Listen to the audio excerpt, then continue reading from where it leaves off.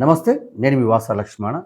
సిరిసిల్ల పద్మశాలి మిట్లారా, ఒక పద్మశాలి బిడ్డగా ఆలోచించండి. కేటీఆర్ను మీ నుండి బహిష్కరించండి. కేటీఆర్ పేరును మీ నుండి రిమూవ్ చేసేయండి. ఒక్కసారి ఆలోచించండి పద్మశాలి సోదరులారా. సిరిసిల్ల పద్మశాలి లేకపోతే కేటీఆర్ బతికేందయ్యా? కేటీఆర్ బతుకు రోడ్డు మీద ఎరలేసిన కుక్క. ఆ కుక్క కంటే బతుకు కేటీఆర్ బతుకు. అలాంటి వాడు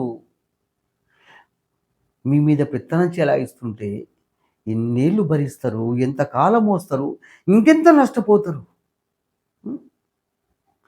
ఎవడి ఓట్లు, ఎవడు అధికారము, ఎవడింట్లో ఆకలి చావులు, ఎవడింట్లో భోగభాగ్యాలు? ఒక్కసారి ఆలోచించండి. అంగిలాగుతో వచ్చినోడు ఇలా అందాలం ఎక్కిండి కదా. ఒక్కసారి ఆలోచించండి పద్మశాలి మిత్రులారా. కేటీఆర్ ఏం చేసిండయ్యా? నమ్మించి మోసం తప్పించి మరేం చేయలేదు. మొన్నటి ఎన్నికల సమయంలో ఏం చెప్పిండే? గతంలో తప్పులు చేసిన, ఇక నుంచి తప్పులు చేయ, నన్ను నమ్ముండి, నాకు ఓటు వేయండి, వారం 2 సార్లు వస్తా, అందుబాటులో ఉంటాన్నాడు కదా. అందుబాటులో ఉంటుండా?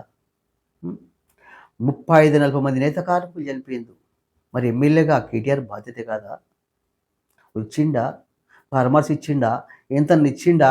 చనిపోకుండా భరోసాలు ఇచ్చిండా? మరి ఎందుకయ్యా అలాంటి వాడిని ఇంకా మోస్తారు మీరు? అరే మొన్నటి ఎన్నికల సమయంలో ఓడిపోయేవాడయ్యా, కుట్రలు చేసి గెలిచిండు. అసమర్థుడయ్యా కేటీఆర్ అనేవాడు, ఒక అసమర్థుడు. పద్మశాలి సమాజం అతి మంచితనం వల్లనే వరుసగా గెలుస్తున్నాడు, సమర్థత వల్ల కాదు. మోసం చేస్తున్నాడు. ఆలోచించండి సిరిసిల్ల పద్మశాలి సోదరులారా.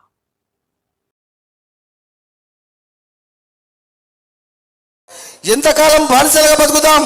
కేటీఆర్ అనేవాడు ఒక బాహుబలి సినిమాను చూపిస్తున్నాడు, ఒక గ్రాఫిక్స్ మాయాజాలను చూపిస్తే మనల్ని మాయమాటలు చెప్పి మోసం చేస్తున్నాడు. మనం ఇంకా మోసపోతూనే ఉందామా?